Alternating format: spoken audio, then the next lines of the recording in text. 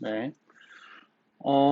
이제부터는 이제 제가 마케팅에 대해서 좀 설명을 드릴 건데, 보통 마케팅에 대한 설명을 드릴 때 제일 먼저 드린 설명이, 이 홈페이지에 대한 내용이, 주를 이룹니다.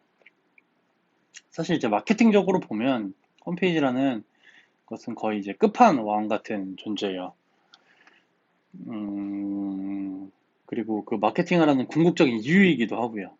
왜냐면, 마케팅을 해서 예를 들어서 내가 가야 할 곳이 없으면, 제가 막 광고를 했어요. 근데 홈페이지가 없어.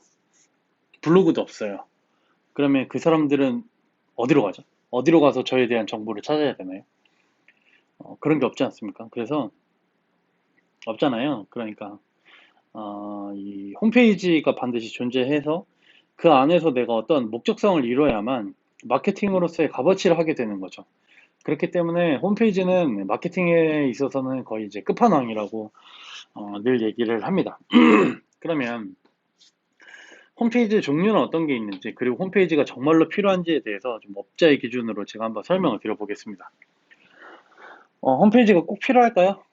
뭐 정답은 당연히 이제 나와 있는 거지만 결론은 있어야죠. 홈페이지가 있어야 되고, 홈페이지가 있어야 되는 이제 근본적인 이유는 음,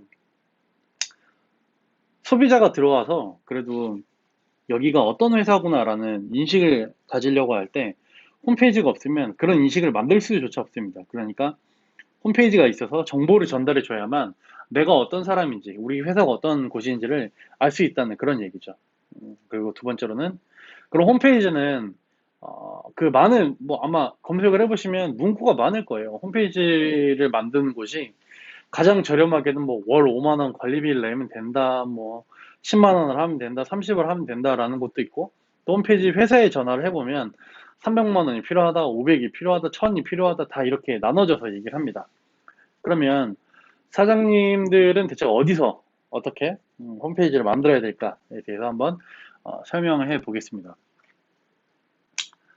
기본적으로 이 홈페이지는 B2C를 하는 회사에 있어서는 이제 거의 필수 불가결한 존재이고, B2B나 B2G 같은 경우에는 100인 미만의 사업장은 사실 있으면 좋지만 뭐 아주 뭐 때깔나게 예쁘게 이렇게 만들 필요는 없어요. 음, 그래봐야 보는 사람도 없고요. 나 B2C를 하는 사람들한테는 거의 필수적입니다.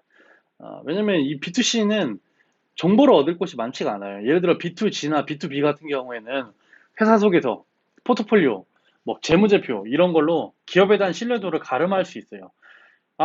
이 회사가 이런 곳이구나 이렇게 알 수가 있습니다. 근데 B2C 회사들은 그렇지가 않아요. 무조건 홈페이지에 들어가서 어떤 상품과 어떤 서비스가 제공되는지를 봐야만 사람들이 인식을 할 수 있다는 거죠. 그래서 반드시 필요합니다. 이 홈페이지의 유형은 보통 네 가지로 나눠지는데, 첫 번째는 블로그, 카페, 뭐 스마트 스토어 등 이제 플랫폼에서 제공하는 것들이 있고요. 또 하나는 이 홈페이지, 아니, 그 개인 SNS가 있고, 다음으로 이제 홈페이지 제작을 하는 업체에 갔을 때 솔루션인 경우가 있고, 그리고 하나는 직접 제작한 이제 독립머리라고 하는 홈페이지, 이 네 가지가 있습니다. 그러니까 어, 플랫폼에서 제공한 홈페이지들이 있고, 그리고 개인 SNS를 홈페이지로 사용할 수도 있고, 그리고 저 홈페이지 솔루션이 될 수가, 템플릿이라고 보통 얘기를 하죠. 될 수가 있고, 그리고 직접 제작하는 홈페이지 이렇게 있습니다.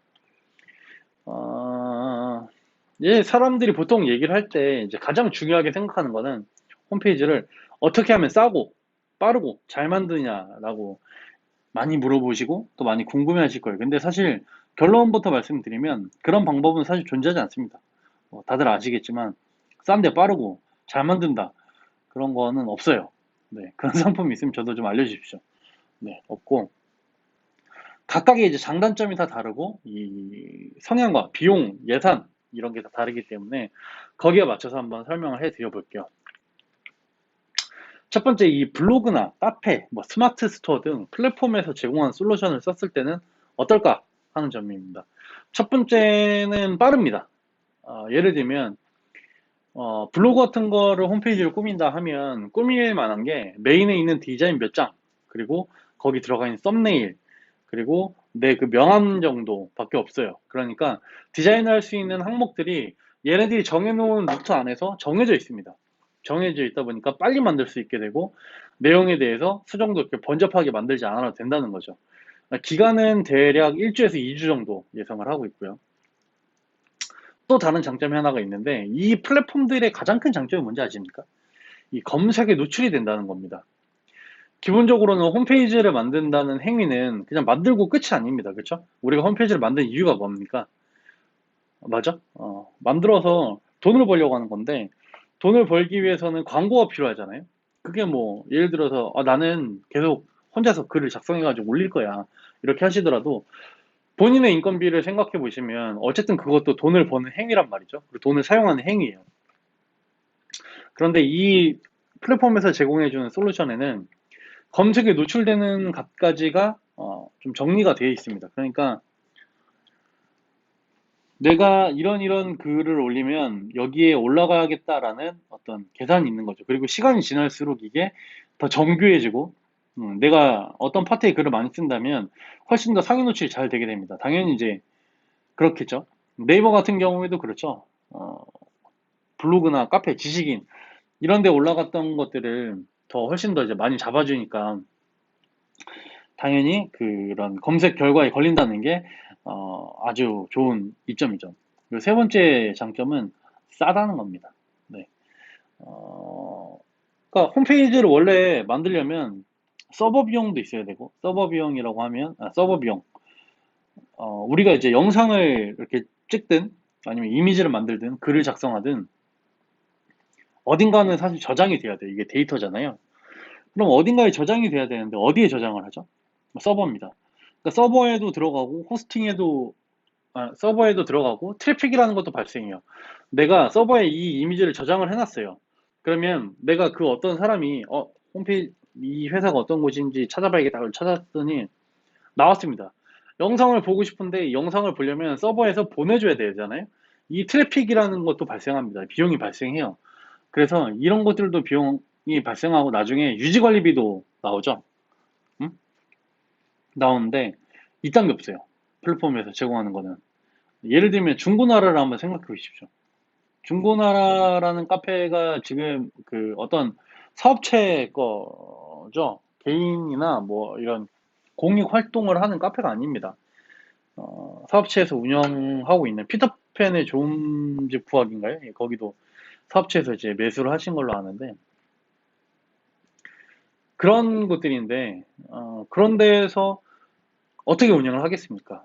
근데 이제 그 네이버에서 전체 서버 비용이나 트래픽 비용을 다 감당하고 있기 때문에 음, 추가 비용이 유지 비용이 생기지 않는다는 거죠. 그래서 싸다.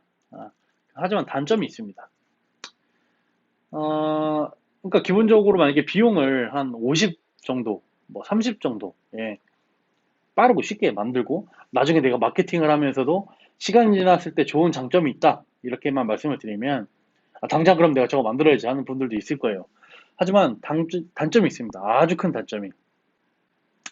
이게 시대가 많이 변하고 사람들이 좋아하는 디자인이라는 것도 많이 변해요. 그런데 네이버 블로그 디자인은 이때까지 대대적으로 딱 한 번 바뀌었죠. 스마트 그 에디터 나오면서. 그 중간엔 자잘자잘하게 바뀌긴 했지만 사실 플랫폼에서 제공하는 그 솔루션 자체를 바꾸는 건 정말 쉽지가 않습니다. 그들도 쉽지 않고 사용자들도 쉽게 적응하기 힘들어요. 그래서 디자인이 좀 이제 후져 보일 수 있다. 좀 뒤떨어져 보인다라는 점이 1번이 있고요. 두 번째로는 어느 정도 규모가 있어 보이고 싶을 때는 절대 불가능합니다. 이거는. 음. 왜냐? 누가 그 네이버 블로그에 와가지고 글을 보고 나서 여기가 좋은 회사고 튼튼한 회사라고 생각을 하겠어요. 영세하다, 개인업자다 이렇게 생각하는 경우가 훨씬 더 많습니다. 프리랜서랑 사실 다를 게 없죠. 그래서 그런 이제 한계점들이 좀 있습니다. 그리고 이제 결제 기능이나 상담 기능도 조금 제한적이에요. 물론 이제 스마트 스토어 같은 경우에는 네이버 톡톡과 네이버 페이를 충분히 활용할 수 있기 때문에 좋지만 기타 서비스들 뭐 다른 글쓰기 플랫폼이라던가 아니면 검색 채널에서 그냥 제공해주는 그런 것들은 그런 것도 미처 사용하기가 쉽지가 않습니다. 그래서 이 블로그나 카페 이런 걸 만약에 홈페이지로 한다면 결론은 어떻게 되냐? 싸고 빠르고 노출이 잘 되는 홈페이지를 만들 수가 있다. 하지만 신뢰도를 높이는 홈페이지는 구축하기가 어렵고 규모가 커질수록 이런 홈페이지들은 멀리하게 된다. 혹은 지식 쇼핑 판매 때문에 상품 등록만 하는 그런 홈페이지가 될 수도 있다. 이게 이제 첫 번째 점입니다. 그러니까 오늘 이 주제는 과연 블로그 카페는 홈페이지로 적합한가가 되겠네요. 그렇죠? 감사합니다.